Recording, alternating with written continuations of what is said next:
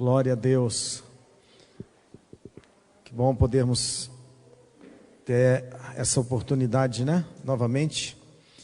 Ontem, para aqueles que não estavam aqui, nós compartilhamos um pouco o poder da palavra, né? Entender o que é a palavra em nós. Querido, quando nós olhamos para esse livro, nós temos aqui todo o propósito eterno de Deus para o ser humano. Aqui concentra toda a verdade dessa vida, né? Hoje nós estávamos vendo uma matéria onde o líder do Talibã, da Al-Qaeda, né? Oi? Dos talibãs, né? O líder do Talibã decidiu se suicidar e detonou um colete junto com os 3 filhos. E aí na hora a gente estava comentando isso, né? Eles vivem uma mentira como se fosse uma verdade, e nós vivemos uma verdade como se fosse uma mentira. Isso é incrível, a disposição do coração dessas pessoas em se entregar em prol daquilo que eles acreditam, né? E o poder dessa palavra é justamente esse. A que ponto você se entrega àquilo que essa palavra tem? O que Deus tem falado com você, até onde você crê que isso é real, né? Até onde você crê que Deus quer te levar, aonde Deus vai te colocar através dessa palavra. E tudo isso nós entendermos, que nós pregamos ontem, de que o Filho, como diz João capítulo 1, o Filho ele veio, se fez carne e habitou entre nós, mas já carregado dessa palavra, porque no princípio, João diz no verso 1, no princípio ele era o verbo estava com Deus, o verbo era Deus. E João diz, nada do que foi feito se fez sem ele. Ou seja, desde a criação, Jesus já vinha determinando todas as coisas. Por isso que quando o Pai envia o Filho, ele envia a maior autoridade da história da humanidade, que é aquele que criou todas as coisas debaixo de uma palavra dele. Então, quando Jesus veio, ele veio para consumar todo um processo que começou lá em Gênesis capítulo 2. Aliás, Gênesis 1, né? Mas eu digo assim, com o homem, Gênesis 2. E eu queria continuar o que nós começamos ontem, falando acerca de o que é essa palavra em nós, mas a maturidade que essa palavra pode produzir na nossa vida. Certa feita, Jó capítulo 32, um jovem chamado Eliú, ele está ouvindo tudo que Jó está dizendo, e quando Jó começa a contestar algumas coisas que os amigos dele tinham falado, e tenta ser mais justo do que o próprio Deus, a Bíblia diz que Eliú ficou irado. E Eliú disse, olha Jó, há um espírito no homem, e Deus tem a capacidade de fazer esse espírito sábio. E naquela hora ele fala assim, não é o homem pela sua idade que pode se dizer sábio. Eu acho muito interessante aquilo que Eliú fala para Jó, porque era um jovem. Ele estava querendo dizer o seguinte, Jó, sabedoria e maturidade não é cabelo branco. Apesar que nós respeitamos quem tem a cabeça branca. O que eu quero dizer é que é possível ter maturidade ainda jovem. Isso que Eliú fala, para mim, é uma sentença. Às vezes, para quem é mais jovem. Quando o apóstolo Paulo, ele vai dirigir aos jovens, ele fala, olha, vocês são fortes, porque vocês têm vencido o mal. Ele não chama o jovem de sábio, ele chama o jovem de forte. Mas o jovem pode ser maduro. Porque maturidade, irmãos, é o nível do que você recebe de Deus e absorve isso no seu espírito. Eliú, quando ele fala que há um espírito no homem e Deus é quem o faz sábio, Eliú está dizendo justamente isso, não depende da idade, depende de Deus. Você vai pegar pessoas que são jovens e são sábias, e você vai pegar velhos que são ignorantes, que são tolos. Por quê? Porque a sabedoria e a maturidade, ela não está ligada à idade, ela está ligada a Deus. E é isso que eu quero falar com você nessa noite. Apóstolo Paulo, abra no livro de Gálatas comigo. Vamos ler esse texto aqui.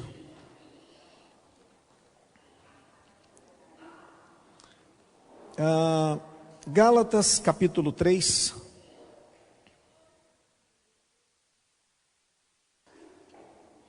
Gálatas capítulo 3.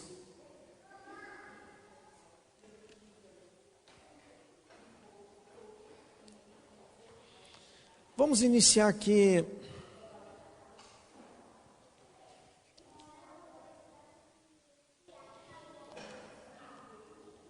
Vamos, verso 23.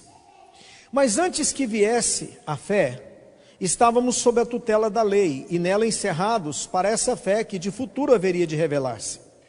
De maneira que a lei nos serviu de aio para nos conduzir a Cristo, a fim de que fôssemos justificados por fé. Mas tendo vindo a fé, já não permanecemos subordinados ao aio, pois todos vós sois filhos de Deus mediante a fé em Cristo Jesus. Porque todos quanto fostes batizados em Cristo, de Cristo vos revestistes. De Sarte, não pode haver judeu, nem grego, nem escravo, nem liberto, nem homem, nem mulher, porque todos vós sois um em Cristo Jesus. E se sois de Cristo, também sois descendentes de Abraão e herdeiros segundo a promessa. Digo, pois, que durante o tempo em que o herdeiro é menor, em nada difere do escravo, posto que ele é senhor de tudo, mas está sob tutores e curadores até o tempo predeterminado pelo Pai. Assim também nós, quando éramos menores, estávamos servilmente sujeitos aos rudimentos do mundo. Vindo, porém, à plenitude do tempo, Deus enviou seu Filho, nascido de mulher, nascido sob a lei, para resgatar os que estavam sob a lei, a fim de que recebêssemos a adoção de filhos. E porque vós sois filhos, enviou Deus ao nosso coração o Espírito do seu Filho que clama, Abba, Pai. De sorte que já não és escravo, porém filho, e sendo filho, também herdeiro por Deus. Olha para mim um instante. Querido, eu creio que nós precisamos entender uma coisa. As subdivisões que a Bíblia tem, ela foi coisas do homem. Nós muitas vezes usamos essas subdivisões para dividir pensamentos. E sempre que você divide pensamento com essas subdivisões, você pode estar quebrando um propósito que Deus quer ensinar para você. Gálatas capítulo 3 e capítulo 4, ele está caminhando no mesmo pensamento. Por isso que do verso 23 até do verso 23 do capítulo 3 até o verso 11 do capítulo 4, Paulo está falando da mesma coisa. Paulo está falando da nossa condição em Cristo Jesus. Ele está dizendo, olha, quando se estabelece a lei, se estabelece com a consciência de gerar o quê? Princípios. Só que esses princípios, eles serviriam apenas como base daquilo que você pudesse usufruir depois na fé. Por isso que ele fala, a lei nos serviu de aio. O que é um aio? Um aio é algo que foi útil no passado, hoje não é mais. No passado foi útil para apontar um caminho, hoje não tem mais utilidade. E aí Paulo fala, olha, por causa disso, nós temos que entrar num lugar de consciência, aonde nós recebemos o quê? Uma adoção sobre a nossa vida. Aonde nos tornamos filhos, e o fato de nos ter tornado filho, não quer dizer que nós chegamos ao ápice de tudo. Porque um filho, ele pode ser o quê? Ele pode ser um bebê, ele pode ser uma criança, ele pode ser um adolescente, como ele pode ser um jovem, como ele pode ser um adulto formado e amanhã se tornar o quê? Um pai. Então Paulo, nessa consciência, ele fala, olha, vindo porém a plenitude do tempo, Deus enviou seu Filho, nascido de mulher, nascido sob a lei, para resgatar os que estavam sob a lei, a fim de que recebêssemos a adoção de filho. E porque vós sois filhos, enviou Deus ao nosso coração o Espírito de seu Filho que clamava Pai, de sorte que já não é escravo, porém filho, e sendo filho, herdeiro por Deus. Quando a Bíblia diz que nós somos herdeiros e co-herdeiros com Cristo Jesus, a Bíblia está nos colocando numa condição, presta atenção nisso, aonde você não assume ela instantaneamente, simplesmente pelo fato de receber Cristo Jesus na sua vida. Para ser herdeiro e co-herdeiro com Cristo, você tem que entender que há uma plenitude, o qual o mesmo apóstolo Paulo diz, aonde o Senhor quer nos colocar, um padrão, o padrão do próprio Cristo. Maturidade, irmãos, é nós alcançarmos o entendimento da pessoa do Cristo na nossa vida. Não adianta você dizer para mim, pastor, eu tenho 20 anos de evangelho, que talvez você não tenha uma revelação do Cristo para a sua vida, como nós estávamos dizendo ontem. Você pode me dizer, pastor, eu tenho 30 anos de evangelho, mas às vezes você está patinando nas mesmas coisas que alguém que tem 3 meses não patina mais. Então, para mim, o seu tempo de conversão não justifica nada. O que justifica é o seu conhecimento da pessoa desse Cristo na sua vida. Deixa eu fazer uma separação com você. Salvação. Querido, nós precisamos de entender isso. Presta atenção no que eu vou te falar. Salvação é provisão de Deus. Escuta isso. Salvação é provisão de Deus para a sua vida. E maturidade é provisão de Deus através da minha vida. O maior problema é que as pessoas continuam dentro da igreja entendendo só a salvação e não descobrem o que é maturidade. Porque enquanto você entender somente a salvação, só você vai ser provido de Deus, você é o fim de tudo. A maturidade, você não se torna mais o fim, você se torna o meio do processo. Porque você será a provisão de Deus na vida dos outros. Por isso que a igreja ela precisa descobrir um lugar de maturidade para ela. Isso é tão fantástico quando você vai estudar a história desses homens. Esses dias atrás eu estava ministrando em Umarizal. E eu estava dizendo, assim, falando um pouco sobre homens que tiveram suas histórias marcadas na Bíblia. Você pega um apóstolo Paulo, é um homem que 14 anos depois que ele tem um encontro com o Senhor, é que ele volta a Jerusalém para pregar de novo. Vamos dizer assim, para manifestar de fato o que Deus te entregue para ele. É um homem que com 21 anos de conversão, de conhecimento desse Cristo, que ele começa a falar coisas, vamos dizer assim, às vezes tão diferentes do que se era pregado. Era um homem que com 25, 26 anos de conversão é que começa a escrever suas cartas. Aí hoje nós vemos meninos com um ano e meio de convertido, querendo sair escrevendo livrinho e vender. Nós vemos meninos hoje cantando e querendo esparramar uma verdade, sendo que eles não têm autoridade nem na vida deles. Peraí, pastor, mas o senhor disse que os jovens também podem ter maturidade. Amém, irmãos? Mas maturidade não é sucesso. Aprenda a separar as coisas. Sucesso não é maturidade. Há uma distância muito grande nisso. Recentemente eu estava ministrando uma palavra e eu estava dizendo sobre isso. Nós vivemos um tempo de crise no meio da igreja brasileira, onde se levanta às vezes meninos no meio do louvor, da adoração, e a igreja passa, coloca eles no pedestal e faz dele ídolos, e eles não estão prontos para lidar com aquilo. E eles acham que eles são a tampa da garrafa, né? A cereja do bolo. E aí começa a chamar Jesus de você, Deus de você, e todo mundo chama também Deus de você, e Jesus de você, e vira uma bagunça, um desrespeito, porque é uma geração que não sabe respeitar nem o Pai, como é que ele vai respeitar Deus? Se você não é submisso a quem você vê, como é que você vai ser submisso a quem não vê? E aí vai formando uma igreja imatura. Uma igreja imatura. Aonde as pessoas, elas são dependentes das emoções. Elas não são dependentes de uma verdade. Aonde as circunstâncias que se levantam é capaz de fazer dela alguém, vamos dizer assim, firme ou alguém fragilizada.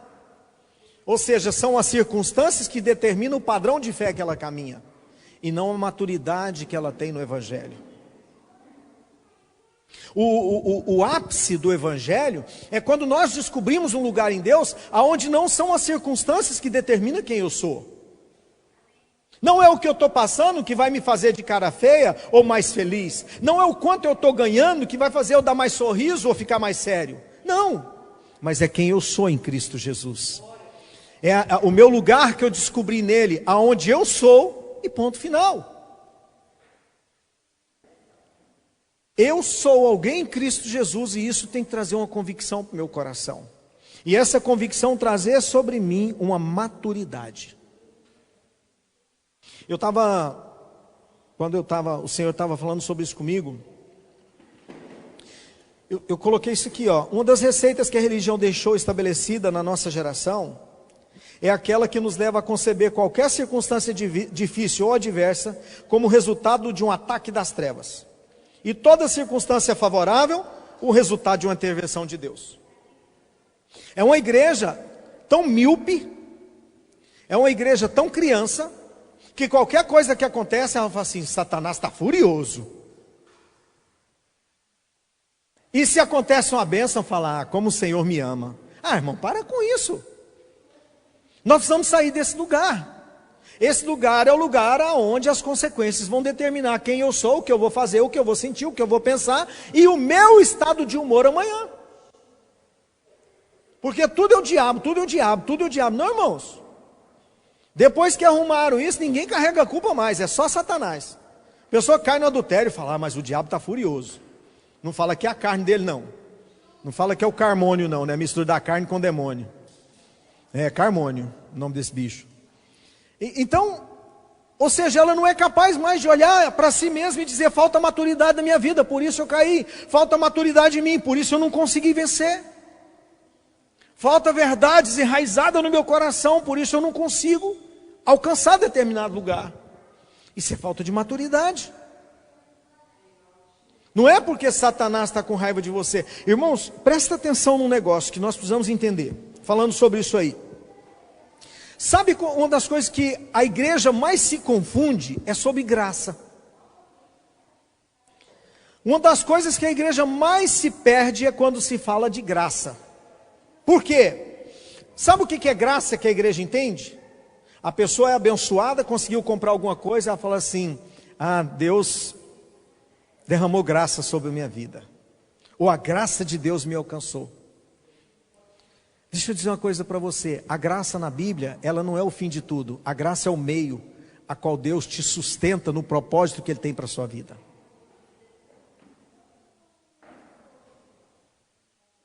Você é capaz de entender isso?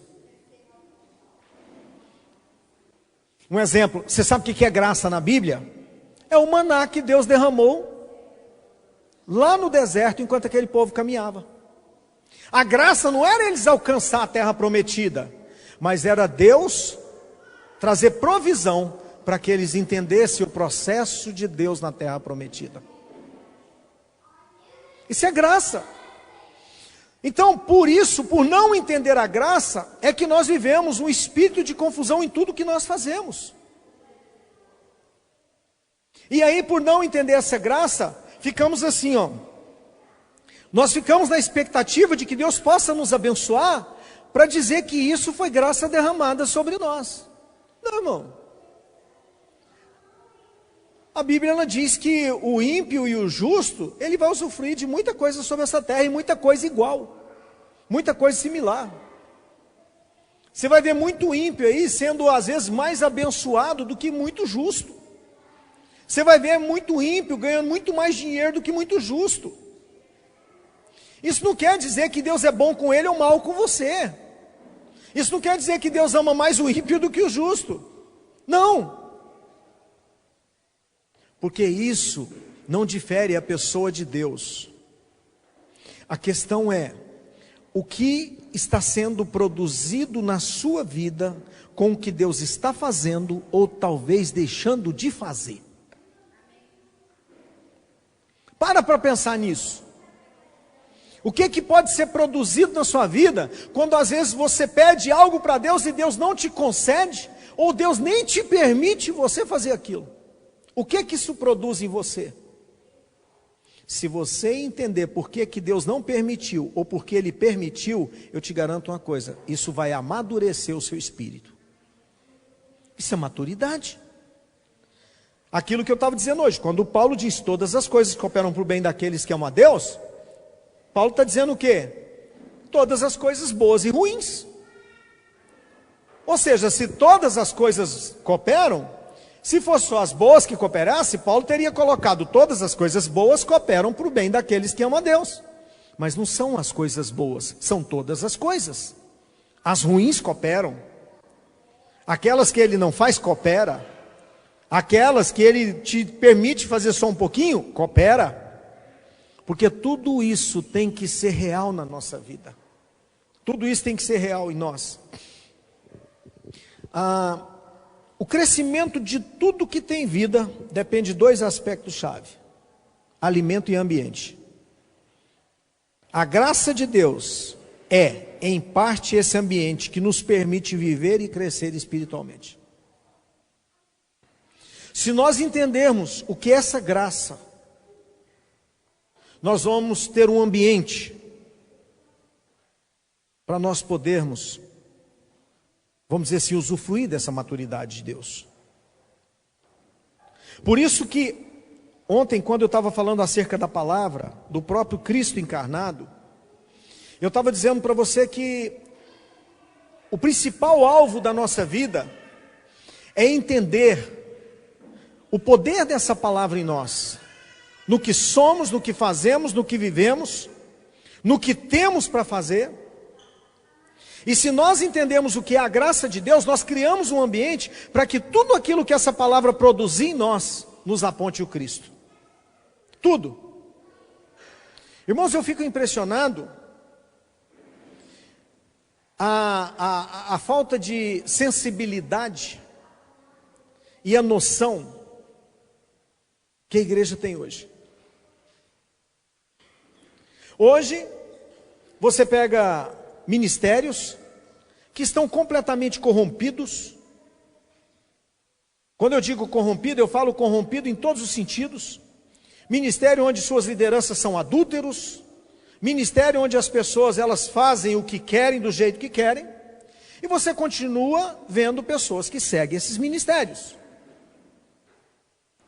E aí eu tento até achar uma explicação.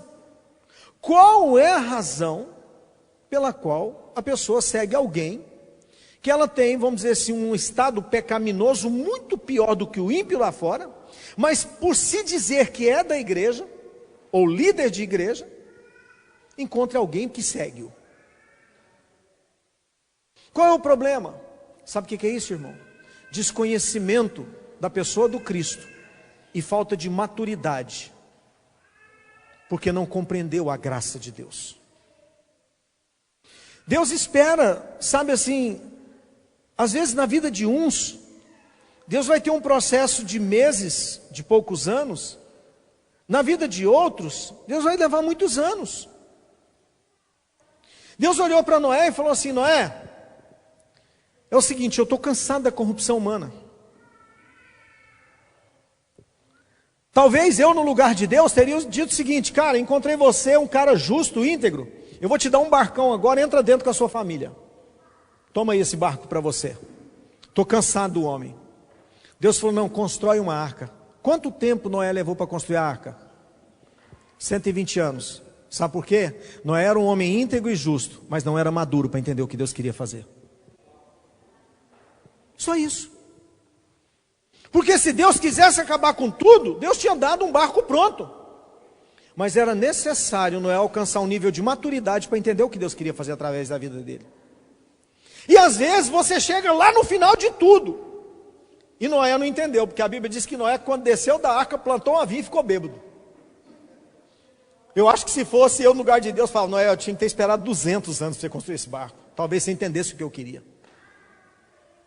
Você concorda comigo? Então, irmãos, isso é para mostrar para você como Deus trabalha a maturidade. Deus virou para Abraão e falou, Abraão, sai da sua terra, da sua parentela, da casa do seu pai, e vai para o lugar que eu vou te mostrar, eu vou fazer de você uma nação poderosa. E passa ano, e nada, e passa ano, nada. De repente Abraão olha e fala, não, é Eliezer mesmo, o cara. Deus fala, não, não é, espera mais. E Abraão naquele anseio, e de repente, tenho uma proposta para você. Sara fala para Abraão, esse negócio está demorando demais, pega Agar aí, resolve esse negócio, estou cansado de ouvir esse Deus falar com você e tal. Querido, se você não tem maturidade para ouvir Deus, não ouça quem é mais imaturo do que você. O problema de Abraão foi esse, ele não tinha maturidade para entender o que Deus estava fazendo, ele ouviu quem era mais imaturo do que ele. Por isso que Abraão se deitou com Agar, e por isso veio Ismael. E aí Deus olha e fala assim, Abraão, não é esse não. Porque quando eu te dei uma palavra, você já tinha alguém com você. E a palavra que eu te dei, ela é para quem está com você. O meu negócio é com você e Sara. Senhor, mas esse negócio está demorando muito. Sara já acabou tudo, não tem mais nada, não tem mais ânimo, acabou tudo. Não tem condição. Não. Irmãos, quando Deus quer trabalhar maturidade em nós, não é o nosso tempo, é o tempo dele. É o tempo dele. Por isso que ele fez em Abraão, na idade que Abraão estava, e Sara do mesmo jeito, 99 anos de idade de Abraão, e fez com Sara, justamente porque é o tempo dele. Não interessa. Então o nosso problema é que nós queremos apressar o processo de Deus. Lógico, eu buscar uma maturidade na palavra, querido, e eu puder antecipar esse processo, mas amadurecendo na pessoa do Cristo, na revelação do Cristo na minha vida é uma coisa. E não querendo me amadurecer para conhecer o que Deus tem, simplesmente. Então quando você vai olhar na palavra, você vai encontrar muitos homens, que o tempo que foi trabalhado neles foram longo. É interessante que o apóstolo Paulo fala aqui em Romanos, vai aqui comigo.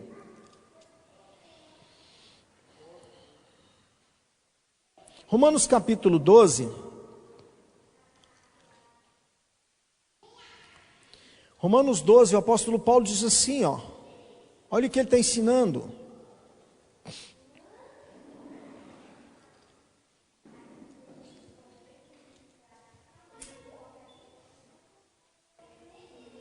Ele começa no capítulo 1 dizendo, rogo-vos irmãos, pela misericórdia de Deus, que apresente os vossos corpos, sacrifício vivo, santo e agradável, que é o vosso culto racional, e não vos conformeis com esse século, mas transformai-vos pela renovação da vossa mente, para que experimenteis o quê? Qual seja a boa, agradável e perfeita vontade de Deus. Aí lá no capítulo, no verso 10, ele fala assim, amai-vos cordialmente uns aos outros, com amor fraternal, preferindo-vos em honra uns aos outros, no zelo não sejais remisso, sede fervorosos de espírito, servindo ao Senhor, regozijai-vos na esperança, sede pacientes na tribulação, na oração perseverante. Compartilhai a necessidade dos santos, praticai a hospitalidade, abençoai os que vos perseguem, abençoai e não amaldiçoei. Aí você pode me perguntar, pastor, como é que eu posso ver assim o termômetro do que eu tenho alcançado de maturidade em Deus? Quando você começa a entrar nesse nível do que Paulo está falando aqui. Quando a sua vida começar a experimentar o que Paulo está dizendo aqui. Paulo diz, olha, sede fervorosos de espírito servindo ao Senhor, regozijai-vos na esperança, sede paciente na tribulação, na oração perseverante. Maturidade traz perseverança na nossa vida. Maturidade nos ensina a honrar os outros. Maturidade nos ensina a servir os outros. Maturidade nos ensina a ter expectativa do que Deus quer produzir na nossa vida. Maturidade não nos deixa ser levado nas tribulações. Isso tudo é maturidade, irmão. O problema é que quando nós não descobrimos esse lugar, nós vivemos como criança na fé. As nossas práticas são de meninos espirituais. É tão interessante isso. José, ontem eu estava falando, né, sobre aquele sonho de José. José tinha 17 anos, quando começou toda aquela história. Talvez se José tivesse 25, 30, ele não tivesse contado o sonho para os irmãos.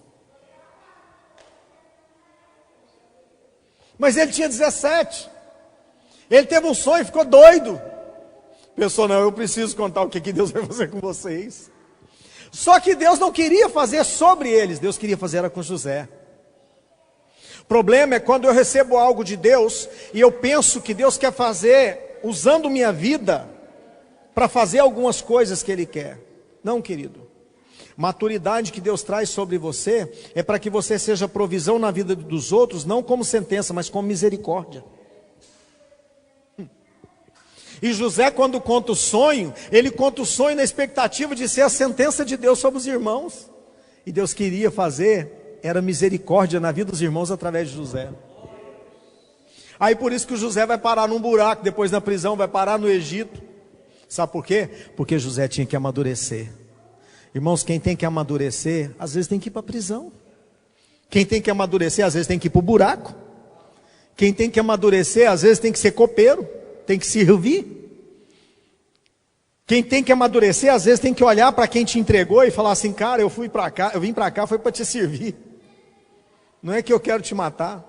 Isso é maturidade. Quando alguém pisa no seu calo, e você ao invés de reagir, vira e fala, seu irmão, foi Deus que colocou meu pé para te acudir, para você não pisar no chão.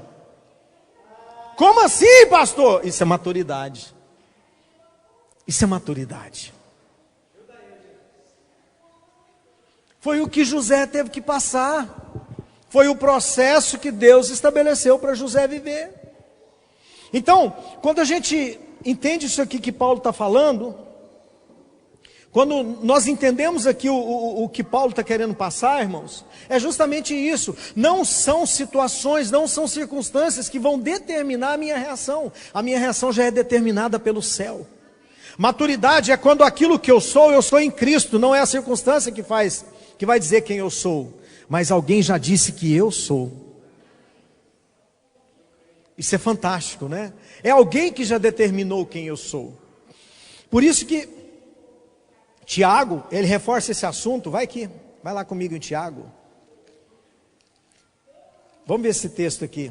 Tiago até pega um pouquinho mais pesado, né, irmãos? Mas nós temos que ler, né? Está na palavra.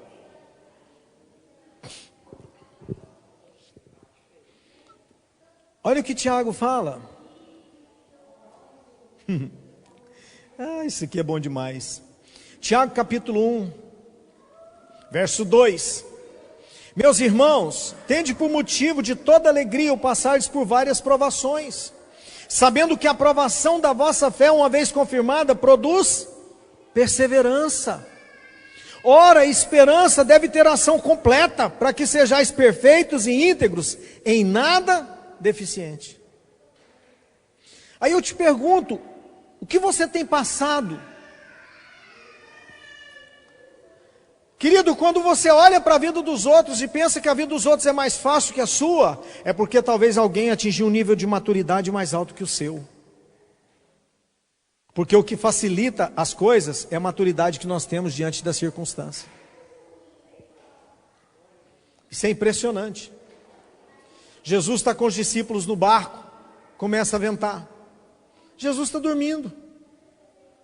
Todo mundo desesperado. Os discípulos olham e falam, Senhor, o Senhor não está percebendo nada que está acontecendo, o Senhor não vai nos acudir não. Aquela era a maturidade de Jesus. E aquele era o desespero dos discípulos. Tem pessoas que às vezes no barco que você está, talvez a reação deles fosse diferente. Talvez enquanto você está gritando, quem fosse maduro no seu lugar estaria dormindo. É isso que Tiago está falando. A questão não é você dormir na tempestade. A questão é você ter maturidade para entender o que está acontecendo na tempestade. Jesus acorda e fala, homens de pequena fé. Jesus estava dizendo para ele o seguinte, olha, essa balançadinha aqui dá um sono danado. Enquanto vocês estão desesperados, eu estou com sono. Sabe o que é isso, irmãos? A convicção de quem era ele no Pai.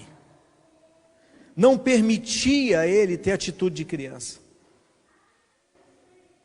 Eu, a Luciana, Gil, Nailton, os meninos, fomos conhecer a ilha de Itaparica. E ali, os barcos, né? E aí estamos lá em Itaparica, irmãos, e o tempo fechando. Quando nós chegamos para pegar o barco, o mar já estava preto.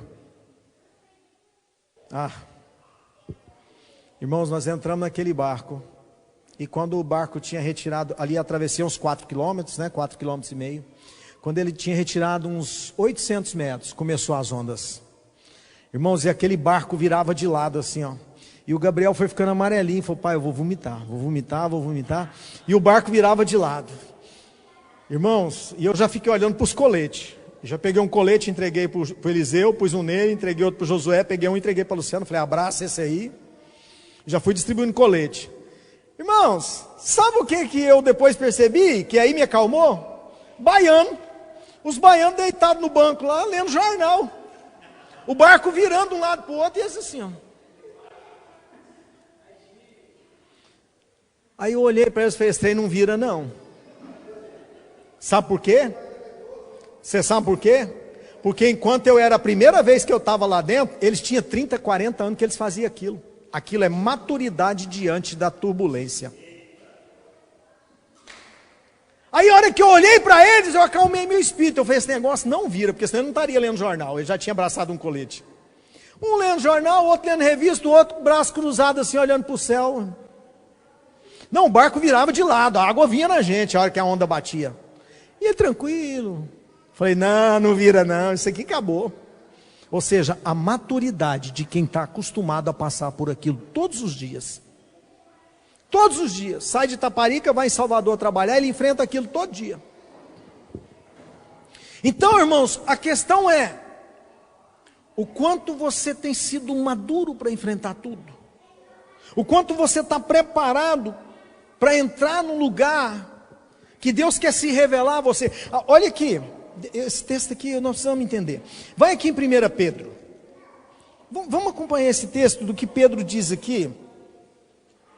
É interessante o raciocínio de Pedro, quando ele fala assim, ó.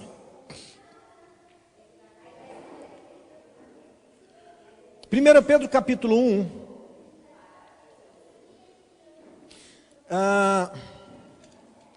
Vamos ler a partir do verso 10. 1 Pedro 1, 10.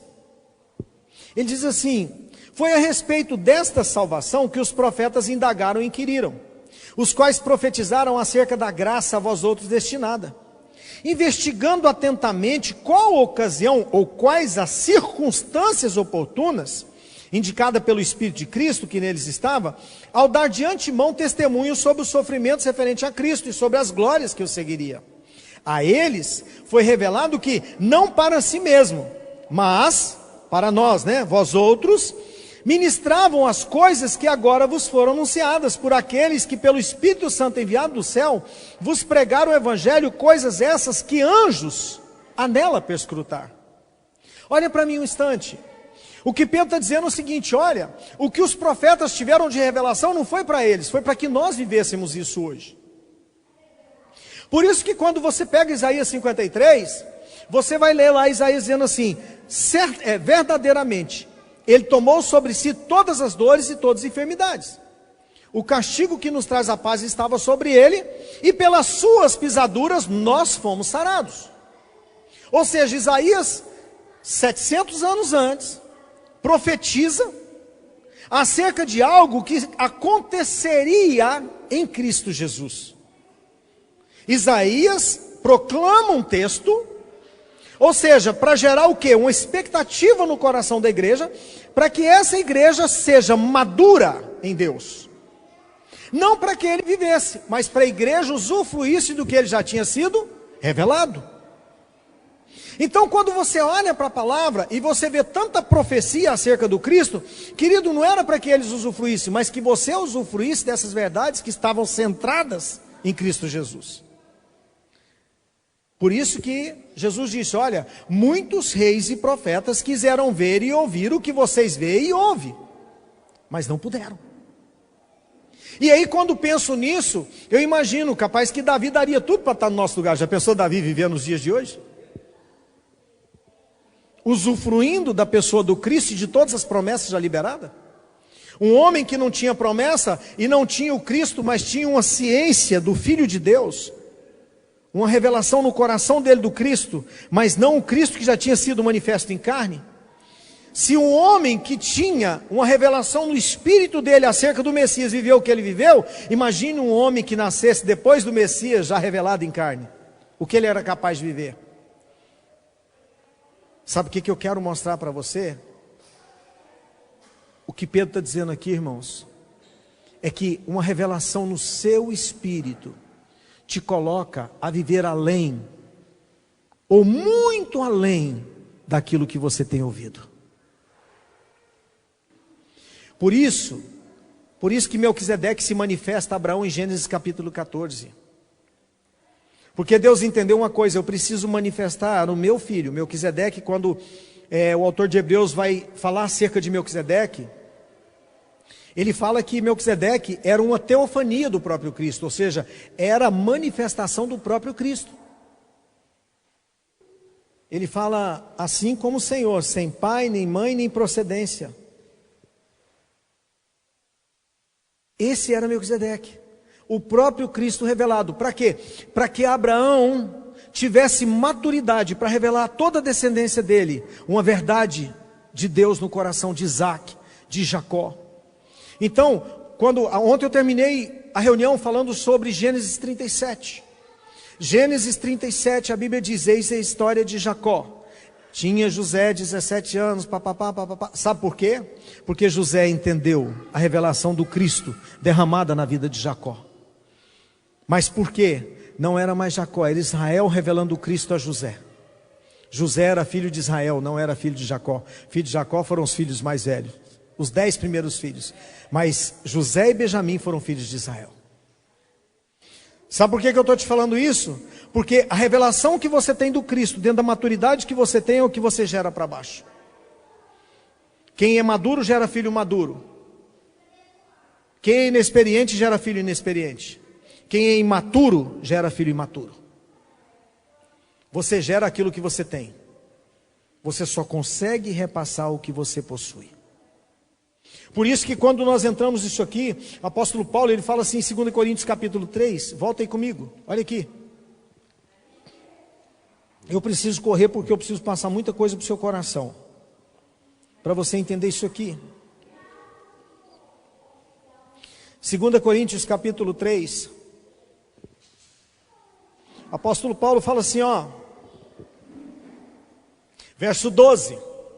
Tendo, pois, tal esperança, servimos-nos de muita ousadia no falar, e não somos como Moisés, que punha véu sobre a face, para que os filhos de Israel não atentassem na terminação do que se desvanecia.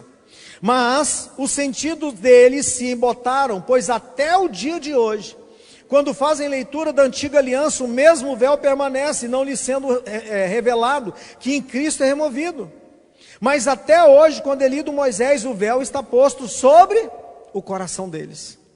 Quando, porém, algum deles se converte ao Senhor, o véu lhe é retirado. Ora, o Senhor é Espírito, e onde há o Espírito do Senhor, aí é a liberdade. E todos nós, com o rosto desvendado, contemplando como por espelho a glória do Senhor, somos transformados de glória em glória na sua própria imagem, como pelo Senhor, o Espírito. Irmãos, olha o que Paulo está dizendo, lá em Jeremias capítulo 9. Presta atenção nisso aqui, para você entender algo para o seu coração. Jeremias capítulo 9, Jeremias fala assim, não se glorie, presta atenção nisso, não se glorie o rico na sua riqueza, o forte na sua força, e nem o sábio na sua sabedoria. Mas o que se gloriar, glorie-se em quem? Em saber que o Senhor, é Ele quem te faz todas essas coisas. Paulo disse, olha, mas até hoje, quando é lido Moisés, o véu está posto aonde? Sobre o coração. Problema, quando Moisés colocava o véu, era a vergonha que às vezes ele sentia perante Israel, quando o rosto ia perdendo o brilho da glória. E ele colocava o véu para que o povo não visse o que estava acontecendo. Então ele preferia colocar um véu na cabeça para o povo não ver quando a glória estava acabando. Porque aquilo estava muito mais ligado ao sentimento de Moisés do que propriamente ao que Deus queria fazer. Deus queria que Moisés entendesse o que? Moisés, sou eu que estou te usando, não é você que está produzindo. Porque se Moisés entendesse que era Deus que estava usando, ele não precisava de usar véu. Porque a hora que a glória desvanecesse, ele diria para Israel, agora Deus não quer me usar mais. Ou agora Deus não quer falar mais. O problema é esse, irmãos. Nós, por falta de maturidade, nós colocamos o véu sobre a cabeça. Sabe por quê? Para não mostrar de fato e de verdade para as pessoas quem nós somos. Nós colocamos o véu para esconder quem de fato e de verdade nós somos. E o que Deus está dizendo é o seguinte: você coloca o véu sobre a cabeça, mas na verdade o véu está onde? No coração. Na cabeça disfarça com os outros, mas no coração disfarça com Deus. Porque no coração ninguém vê. É isso que Paulo está dizendo. Nós precisamos sair desse lugar aonde é necessário nos colocar véu na nossa cabeça. Aonde nós chegamos, irmãos, como isso me incomoda. Aonde nós chegamos na igreja, levantamos as nossas mãos, cantamos ao Senhor, oramos e passamos para as pessoas algo que na verdade nós não somos. Isso não é maturidade, isso é burrice. Isso não é nem imaturidade, isso é tolice. Porque quem mais tinha que tirar proveito da convivência com o Senhor era você. E você está jogando fora o que Deus tem de melhor para a sua vida. E tentando mostrar para as pessoas o que você de fato não é com Deus. De fato e de verdade não é. Isso é imaturidade. Isso é meninice da fé. Isso é criancice. Esse texto aqui eu acho interessante, porque Paulo, ele tenta trazer, vamos dizer assim, a ideia de Moisés para dentro do contexto da igreja hoje. Olha, Moisés colocava o véu, porque estava acabando a glória, era necessário ele dar uma disfarçada. E Israel continuou fazendo o mesmo, só que o véu não está mais sobre a cabeça, o véu passou a estar no coração. Por isso que quando ele fala no verso 18, do 17, ora, o Senhor é Espírito, e onde está o Espírito do Senhor a liberdade? E todos nós com o rosto o quê? Desvendado. Contemplando como por espelho a glória do Senhor, somos transformados de glória em glória na sua própria imagem, como pelo Espírito.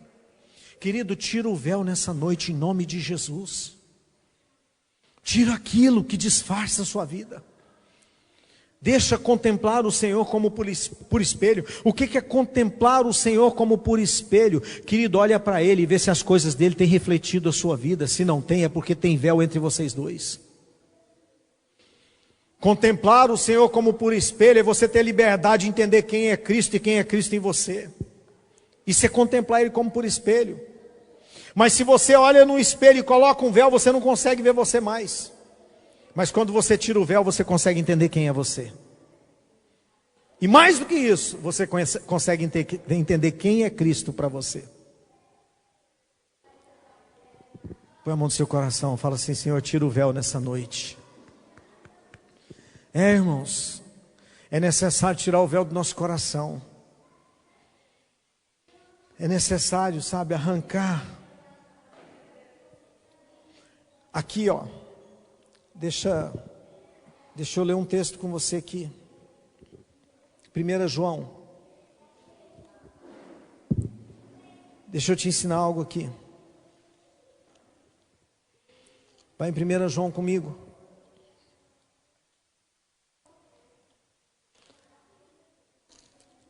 João diz assim, ó. Aqui 1 João, capítulo 2. João, ele consegue fazer uma separação na igreja, quando ele diz assim, 1 João 2, ele fala, verso 12, filhinhos, Eu vos escrevo porque os pecados são perdoados por causa do seu nome. Pais, eu vos escrevo porque conheceis aquele que existe desde o princípio. Jovens, eu vos escrevo porque tendes vencido o maligno. Irmãos, olhem para mim um instante. João, ele traz 3 níveis de maturidade aqui. No verso 12, quando ele fala, filhinhos, eu vos escrevo, ele está falando sobre os tekenion. Tekenion é criança. Então, quando ele fala com as crianças, o que ele fala? Crianças, palavra filhinhos, eu vos escrevo porque os vossos pecados são perdoados por causa do seu nome. A criança, quem é imaturo na fé, ele só consegue entender que ele foi perdoado por Cristo Jesus. Ele não consegue alcançar algo além disso. Ele consegue entender que os pecados dele foram sanados, que ele agora tem salvação. Só que no verso 13, ele fala, pais, eu vos escrevo porque conheceis aquele que existe desde o princípio. A palavra pais, ela está ligada à maturidade, é huios, que é a maturidade do próprio Cristo. Então ele está dizendo, pais maduros, eu vos escrevo porque vocês conhecem Deus, aquele que existe desde o princípio. Ou seja, quem é maduro tem uma revelação do próprio Pai. Quem é maduro tem uma revelação do próprio Deus. E ele diz, jovens, a palavra jovem é teknon. Teknon é meia-idade.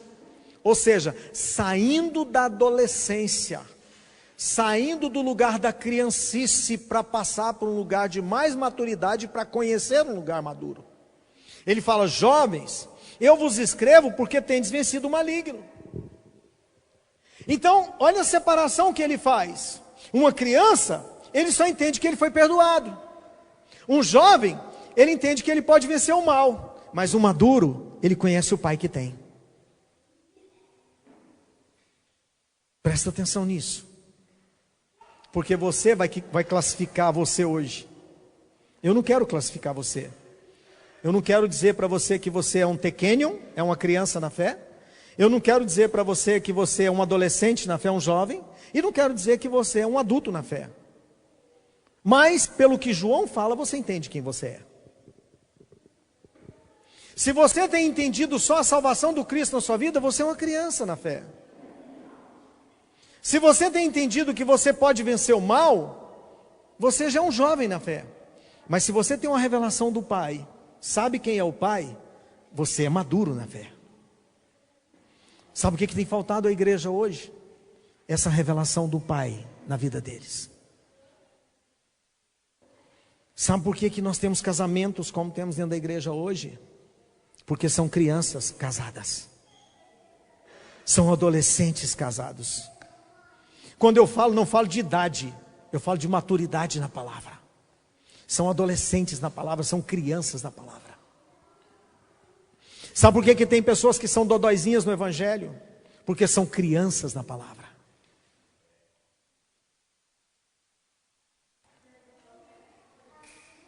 Uma geração casquinha de ovo, irmãos, que nós vivemos hoje. Geração casquinha de ovo, qualquer coisinha está ferido, está machucado, sabe, qualquer coisinha. Sabe por quê? Porque não entenderam nem que eles são salvos em Cristo Jesus. Para que possam levantar a cabeça e depois saber que podem vencer o mal. Para que levante a cabeça um pouco mais e possam saber que em Deus eles podem todas as coisas. Isso é o caminho da maturidade. Descubra o teu Salvador. Descubra que Ele é por você. E descubra que Ele te ama acima de tudo. Isso é um caminho de maturidade para a sua vida. Presta atenção num detalhe. Quando Deus faz Adão e Eva, a Bíblia diz que todas as tardes vinha Deus ali no jardim do Éden ter comunhão com Adão e Eva.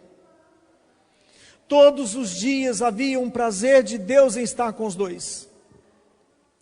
Um dia, Eva, não sei por que cargas d'água, Adão não estava com ela. Adão não precisava trabalhar, certamente Adão estava dando uma cochilada, porque naquela época tinha fruto em abundância, não era do suor do rosto ainda. A serpente vira para Eva e diz: oi Eva, tudo bem? Está calor hoje, né, Eva? Como é que estão as coisas aí? E Adão, está bem? Tá por aí dando uma voltinha. Eva, deixa eu te perguntar uma coisa, como é que foi mesmo que Deus falou com você? Para você não comer desse fruto? Ele falou que podemos comer de qualquer árvore, menos dessa aí. Porque se comermos, morreríamos. Certamente isso não te acontecerá, Eva. Será? Pode comer, experimenta. É porque no dia que você comer, vai abrir os seus olhos e você vai ser como ele. A Bíblia diz que Eva comeu do fruto e deu a seu esposo. Querido, maturidade não é quando você está cercado por alguém que segura a sua corda. Maturidade é quando você está sozinho e você tem o mesmo nível. Sabe por quê? Porque não adianta você ser maduro quando alguém está segurando você. Porque o dia que te soltar, o tombo é pior. O céu não garantiu Lúcifer. O Éden não garantiu Adão. Você acha que a igreja vai garantir você? Maturidade não é quando você depende da igreja, mas é quando a igreja depende de alguma coisa de você. Isso é maturidade. O que faltou a Lúcifer foi maturidade para entender qual era o processo da eternidade em Deus. O que faltou a Adão e Eva foi a maturidade para entender o que Deus já havia dito sobre eles, era uma sentença e não uma opinião. Quando você é maduro, você olha para o que Deus fala, não como uma sugestão para a sua vida, mas como uma sentença dada sobre você. Quando você é maduro, você olha para a palavra que foi gerada em Cristo Jesus, como um projeto eterno para a sua vida, e não como uma sugestão para você viver hoje. A meninice é que nos coloca no lugar de sugestão, irmãos. Aqui, acompanhe, aqui um pouquinho adiante, 1 João, ele fala assim, verso 27, capítulo 2, um pouquinho à frente aí. Quanto a vós outros, a unção que dele recebeste permanece em vós, e não tem necessidade de alguém que vos ensine, mas como a sua unção vos ensina a respeito de todas as coisas, e é verdadeira, não é falsa, permanecei nele, como também ela vos ensinou. Filhinhos, agora, pois, permanecei nele, para que quando ele se manifestar, tenhamos confiança e dele não nos afastemos envergonhados da sua vinda. Se sabeis que ele é justo, reconhecei também que todo aquele que pratica a justiça é nascido dele. Olha onde João chegou. João falou assim, olha, se vocês entender que o que vocês receberam dele é para a maturidade de vocês, não vai ter necessidade que alguém repasse mais alguma coisa. O que alguém passar, não é que vai te ensinar de novo, mas é que vai simplesmente acrescentar naquilo que você já entendeu dele. Sabe por que essa igreja hoje, a igreja de hoje, é uma das igrejas mais vazias da história do Evangelho? Porque ela está sempre em busca de uma nova revelação. Ela não quer viver a revelação que ela recebeu ontem. Ela está no YouTube em busca de uma palavra nova. Ela está em busca de uma palavra de alguém que pregou, uau, que palavra, uau, que palavra, uau, que palavra, uau, que palavra, e ela nunca vive o que ela ouviu. É necessário que alguém ensine ela de novo, porque é uma criança.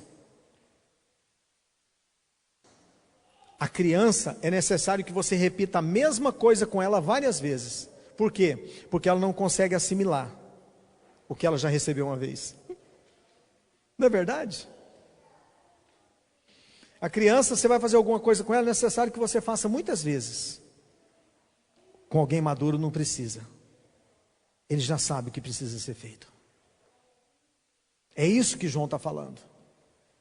Quanto a vós outros, a unção que dele recebeste permanece em vós. Não tendes necessidade de alguém que vos ensine, mas como a sua unção vos ensina a respeito de todas as coisas, e é verdadeira, não é falsa, permanecei nele, como também ele vos ensinou. Ah, irmão, quando eu ouço alguém pregando, qualquer palavra que é pregada, para mim ela agrega a minha vida. Sabe por quê? Eu não vivo de revelação, eu vivo de verdade. A verdade que um dia entrou no meu espírito, ela me basta. Eu não preciso de uma revelação para viver amanhã. Já tem uma verdade em mim que me faz viver amanhã. Enquanto você estiver em busca de revelação, você está como um menino buscando brinquedo. Porque uma criança, ele pega um brinquedo, ele brinca um pouquinho e joga fora. Ele brinca mais um pouquinho e joga fora. Essa tem sido a revelação de hoje da igreja. Ela está recebendo, uau, chu, yeah, sei o quê, pá, amanhã já não tem mais nada. Ela jogou o brinquedinho fora.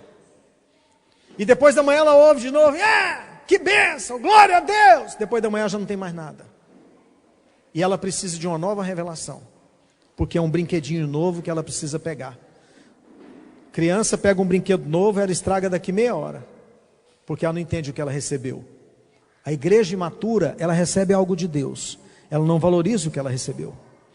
Por isso que ontem, quando eu comecei falando, eu disse para você, tomara que amanhã você se lembre do que eu preguei hoje. Tomara que na semana que vem você se lembre do que você ouviu hoje. Tomara que daqui a um mês você às vezes esteja lembrando do que foi passado no seu coração. Porque senão é necessário Deus trazer uma nova verdade. Porque nada agrega, simplesmente te satisfaz. Querido, Deus não quer colocar na sua vida o que te satisfaz. Deus quer colocar na sua vida algo que te amadurece. Algo que te amadurece. Porque te satisfazer não vai gerar o que Ele quer. Mas te amadurecer, Ele vai poder realizar na sua vida o que Ele tem desejo.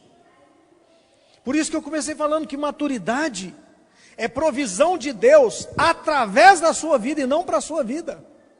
Quem mais vai usufruir da maturidade que você vive em Deus são as pessoas que vivem ao redor de você. Um dia Deus virou para mim e falou assim, eu não quero que você seja um apóstolo Paulo. Às vezes eu orava e falava assim, Senhor, eu queria entender as coisas que Paulo entendia. Senhor, Deus falou assim, eu não quero que você seja um Paulo. Basta você ser um Ananias. Que você possa abrir os olhos daqueles que serão os Paulos dessa geração. Eu falei, Senhor, obrigado, eu quero ser só Ananias. Então, irmãos, que eu seja então a provisão na vida daqueles que serão Paulos para essa geração. Deus não me chamou para ser Paulo, Deus me chamou para ser Ananias. A função de Ananias é só abrir os olhos de Paulo. Só isso. Mas deixa eu continuar com você. Eu estava meditando no que João coloca aqui. Vamos abrir João 15, porque você vai entender o que eu quero falar com você. Olha aqui João capítulo 15. Olha o que Jesus diz aqui, irmãos. Que ensinamento fantástico. João capítulo 15.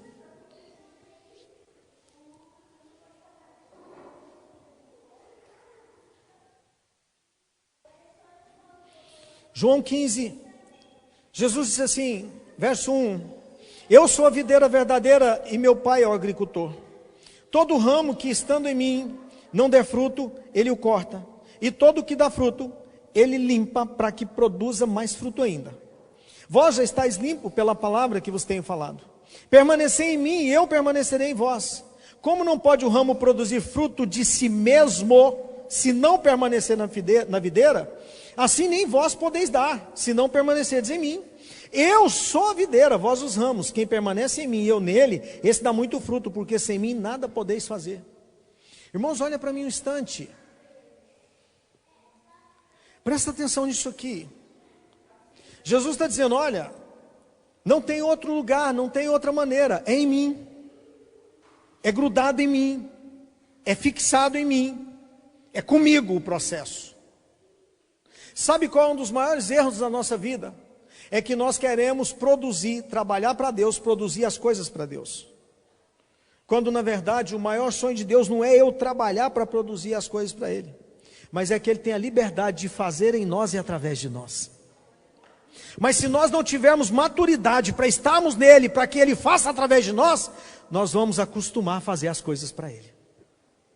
Sabe por quê? Porque nós somos hábeis demais para fazer para Ele sem estar nele.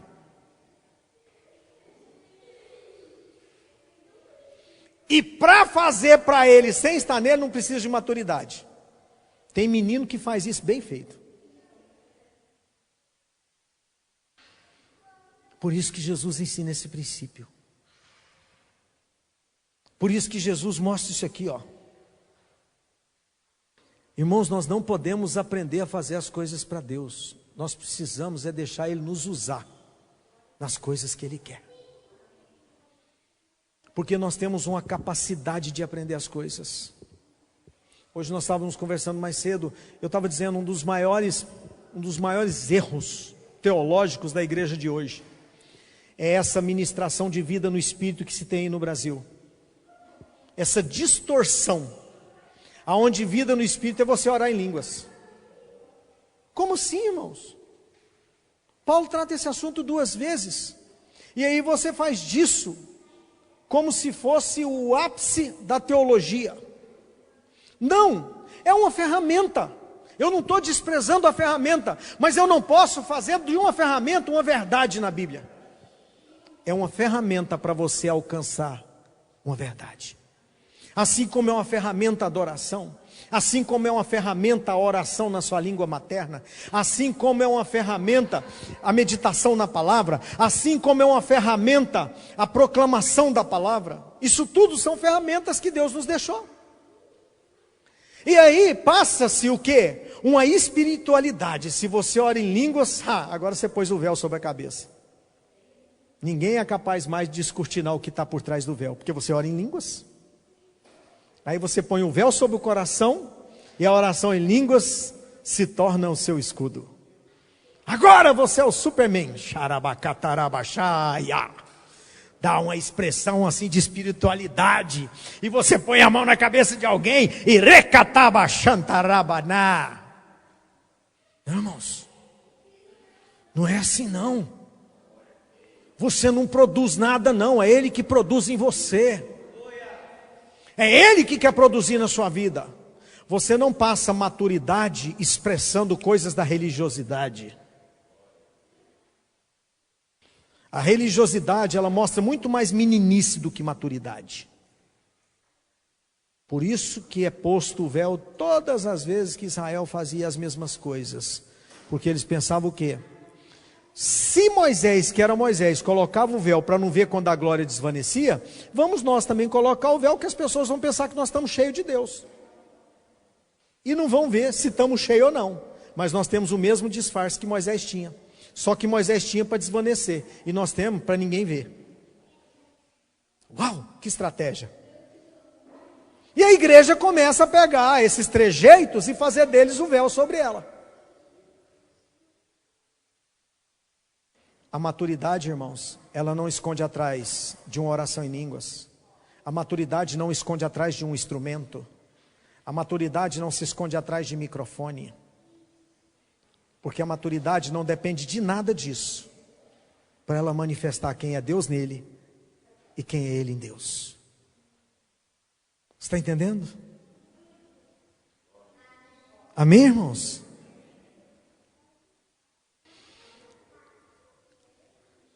Há um lugar aonde o Senhor quer se revelar a mim e você. Querido, mas como é que o Leonardo vai chegar no Daniel e dizer assim: Daniel, papai tem um segredo para você hoje. Eu vou te ensinar você a dirigir. Yeah! Daniel vai sentar no colo dele naquela caminhonete e vai rir. Vai se sentir o todo-poderoso. Querido, assim é Deus. Deus não vai pegar você hoje e colocar na frente de batalha e falar: meu irmão, agora eu vou te dar unção para curar. Você vai sair arrebentando tudo. O primeiro que vai ser arrebentado é você. Porque você não tem maturidade para usar o carro que o papai vai te dar. Tem muitas coisas que nós pedimos ao Senhor. E Deus não nos concede, irmãos, porque nós não temos maturidade para assumir o que nós estamos pedindo. E Ele olha para você e fala: eu não posso te matar. Aí o Leonardo não pode entregar a chave para o Daniel e falar: Daniel, dá partida. Porque senão vai acontecer besteira. Aí tem muita coisa que Deus não pode te entregar chave nenhuma. Porque você é uma criança que está precisando de colo. E está querendo dizer para o papai que você é maduro. E dizer, papai, pode fazer na minha vida. E Deus está dizendo, não, meu filho. Não posso ainda. Eu não posso. Tem alguns princípios elementares que você precisa descobrir em mim. E aí, querida, é onde entra aquilo que nós compartilhamos ontem. É deixar a palavra formar Cristo na nossa vida. Sabe, é viver de maneira com que essa palavra, ela vai se materializando em mim. E vai trazendo em mim a restauração daquilo que foi lá no Éden, imagem e semelhança de Deus. Aonde vai produzindo em mim as características da santidade, do caráter dele. Aonde eu começo a viver entendendo o que Paulo proclamava, não vivo mais eu, mas Cristo vive em mim. Quando Paulo falava aquilo, Paulo estava dizendo, eu saí do lugar da meninice, estou me tornando adulto nele. Agora não sou eu mais que vivo, mas é esse Cristo que vive na minha vida. Eu estou assumindo um lugar de maturidade. Isso, irmãos, é a plenitude do Filho de Deus. Era esse lugar que Paulo estava descobrindo. Onde não era mais do jeito de Paulo, mas era o jeito de Deus na vida de Paulo. Aonde não é mais o jeito que você quer conduzir seu casamento, mas é o jeito que Deus quer que você conduza. Aonde não é mais a sua vontade que prevalece, mas é a vontade de Deus que prevalece sobre você. É nesse lugar que Deus quer nos colocar. Esse lugar chama lugar de maturidade. Eu vou parar por aqui. Vou parar por aqui.